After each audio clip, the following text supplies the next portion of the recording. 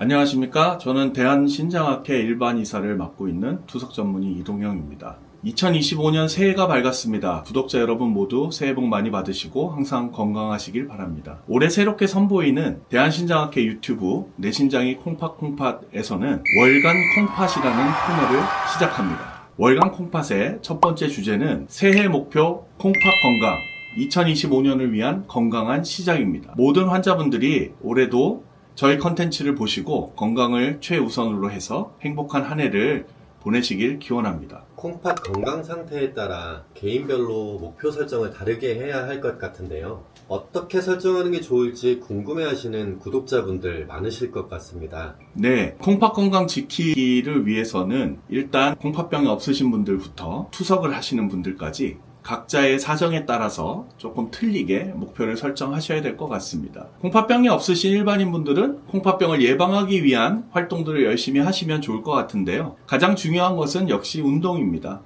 일주일에 150분 정도의 유산소 운동이 도움이 될 걸로 보이고요. 정기적으로 혈압과 혈당을 측정하시면 도움이 많이 되실 것 같습니다. 그리고 투석을 하지는 않지만 만성 콩팥병을 진단받으신 환자분들께서는 제일 중요한 것은 역시 저염식입니다. 하루에 나트륨, 염분이라고 얘기하는 나트륨 섭취량을 2g 미만으로 제한을 많이 하셔야 될 것 같고요. 역시 마찬가지로 혈압, 혈당 관리를 잘 하시는 것을 권고를 해드리고 싶습니다. 마지막으로 혈액투석 환자 같은 투석 환자분들, 우리가 말기 콩팥병 환자라고 말씀을 드리는데요. 말기 콩팥병 환자분들께서는 혈액투석을 예를 든다고 하면 투석 간의 체중 조절을 잘 하셔서 몸무게가 2kg 이상 불어오지 않도록 몸무게 조절을 잘 해주실 것을 권유를 드리고 싶고요. 또한 심장 독성이 심한 칼륨, 주로는 과일이나 야채에 많이 들어있는데요. 이런 칼륨 섭취를 하루에 2000mg 이하로 제한하시는 것이 중요합니다. 또한 생과일, 생야채보다는 야채는 주로는 데쳐 먹고 과일 같은 경우에는 하루에 종이컵 1컵 정도의 용량만이 가능합니다. 그래서 이 정도 용량으로 칼륨 섭취를 제한하실 것을 권유를 많이 해드리고요. 대신에 단백질 섭취는 투석 전에는 단백질 섭취를 좀 제한하지만 오히려 투석을 시작하시게 되면 단백질을 조금 더 드시라고 저희가 말씀드립니다. 그래서 킬로그램당 한 1.2g 정도까지는 드실 수 있으니까 충분한 단백질 섭취를 하시라, 이렇게 말씀을 드리고 싶습니다. 그렇다면 일상에서 실천 가능한 콩팥을 보호하는 습관 몇 가지만 추천 부탁드립니다. 일상생활에서 콩팥을 보호하는 좋은 생활 습관 중에 하나는 충분한 수분을 섭취하는 것입니다. 일반적으로 하루에 수분 섭취량은 1.5에서 2리터 정도를 드시라고 저희가 말씀을 드리지만 사실은 콩팥에 좋은 적정량의 수분량이라는 것은 사실상 없다고 보셔도 좋습니다. 그냥 목이 마르실 때 물을 드시라고 보통 권고를 해드리고, 보통은 그렇게 드시다 보면 하루에 한 1.5리터에서 2리터 정도를 드시게 되고요. 특별히 목이 마르지 않는데도 강박적으로 물을 많이 드실 필요는 없습니다. 최근 연구에 따르면 일반인들, 그러니까 콩팥병이 없는 일반인들 같은 경우에 수분 섭취를 2리터 미만으로 하나 2리터 이상으로 하나 큰 차이가 없었고요. 2리터 이상 많이 드시는 분들은 단지 소변량만 늘어날 뿐 사실 큰 차이는 없었다, 이런 보고들이 많기 때문에 사실 목이 마르지 않을 정도로 충분히 수분을 섭취하십시오 라고 말씀을 많이 드리고요. 또 어떤 물이 좋으냐라고 많이 물어보시지만 특별히 좋은 물이라는 것은 없습니다. 여러분들께서 드시는 생수, 보리차, 어떤 수분이라도 상관없습니다. 그래서 충분한 수분 섭취를 해주시면 좋을 것 같고요. 대신에 투석 환자분들은 조금 다릅니다. 그래서 요거는 나중에 제가 따로 설명을 드릴 수 있을 것 같고요. 두 번째로는 염분 섭취, 소금기를 줄이셔야 됩니다. 어느 정도 드시면 좋을지는 다들 아시는 것처럼 소금의 양은 하루에 WHO 권장량은 5g, 나트륨으로 환산하면 2g입니다. 근데 이렇게 수치를 말씀드리면 사실 좀 어렵죠. 그래서 저희가 말씀드리는 것은 국물을 좀 줄이십시오라고 말씀을 많이 드립니다. 그래서 국을 끓이실 때 예를 들면 한 1리터 정도의 소금의 양은 한 1g 정도 이하로 간을 좀 조절하시면 좋을 것 같고요. 소금 대신에는 간장이 조금 더 염분 조절에 도움이 많이 되는 걸로 되어 있고요.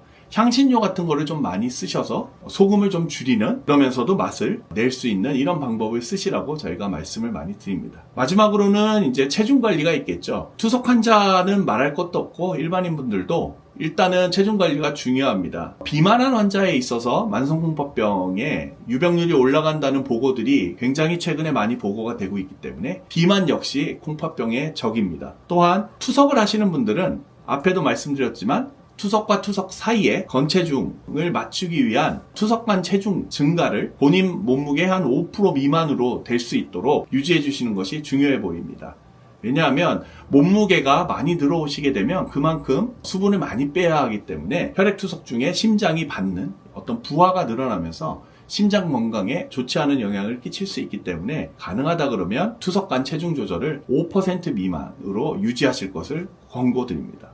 건강검진을 통해 확인할 수 있는 콩팥 관련 검진 항목과 검진 주기에 대해서 말씀해 주시면 큰 도움이 될 것 같습니다. 매년 말에 또는 매년 초에 건강검진을 받으러 많이 가십니다. 특히 연말에 대부분의 병원들이 건강검진센터가 많이 붐비는데요. 이런 일반적인 건강검진만 하셔도 충분한가를 여쭤보는 분들이 많이 있습니다. 대답은 충분하다입니다. 왜냐하면 그 안에 들어있는 검진 항목 중에서 저희 신장내과적으로 봤을 때 중요한 항목들은 대부분 일반 건강검진에 들어가 있습니다. 예를 들어서 혈액검사를 통해서는 혈중 크레아티닌 검사를 할 수가 있고요. 그 크레아티닌 검사를 바탕으로 해서 나이, 성별, 크레아티닌 수치를 가지고 사구체 여과율, GFR이라고 저희가 영어로 표현하는데 이런 사구체 여과율을 계산할 수가 있습니다. 이 사구체 여과율은 또 다른 말로는 저희가 외래에서 콩팥 점수라고 말씀을 많이 드리는데 이 콩팥 점수에 따라서 만성 콩팥병을 진단하고 그 단계를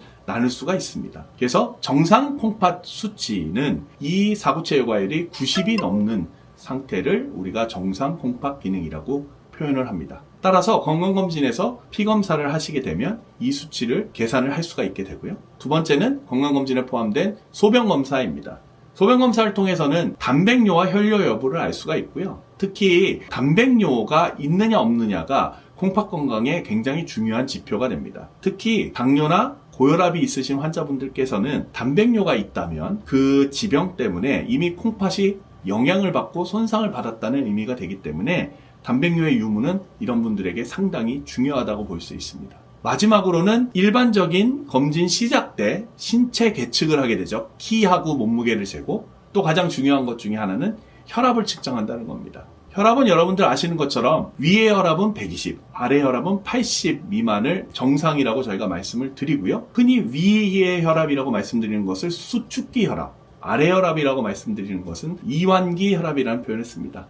그래서 120에 80 이하로 유지하는 것이 정상혈압이라는 표현을 저희가 쓰고요. 가능하다 그러면 정상혈압을 유지하시는 것이 가장 좋고 혹시 당뇨나 고혈압 같은 지병이 있으신 환자분들 중에서 콩팥병이 합병이 되신 분들이라면 가능하다면 정상혈압으로 유지하면 좋겠지만 그렇지 않다면 적어도 130에 80 미만으로 유지하는 것을 저희가 권고를 해드리고 싶습니다. 그리고 이런 건강검진을 그러면 1년에 몇 번 하는 것이 좋은가요? 라고 많이 물어보시는데 콩팥병이 없으신 일반인 분들은 지금처럼 매년 말 또는 매년 초에 1년에 한 번 정도 정기검진을 받으실 것을 추천을 해드리고요. 콩팥병의 고위험군인 당뇨나 고혈압 환자분들은 적어도 1년에 2번 6개월마다 건강검진 또는 피검사, 소변검사를 통해서 콩팥 기능을 측정할 것을 권유해드립니다. 오늘 여기까지 2025년 첫 번째 월간 콩팥 코너를 진행해 봤는데요. 앞으로는 저뿐만 아니라 저희 대한신장학회에 소속되신 여러 교수님들과 우리 신장내과 전문의 선생님들이 나오셔서 여러분들을 위해서 유익한 콘텐츠들 가지고 콩팥 건강을 위한 여러 가지 내용들을 많이 전해드릴 것으로 보입니다. 여러분들 많은 관심 부탁드리고 잊지 마시고 저희 내 신장이 콩팥 저희 유튜브 구독 및 알림 설정 꼭 부탁드립니다.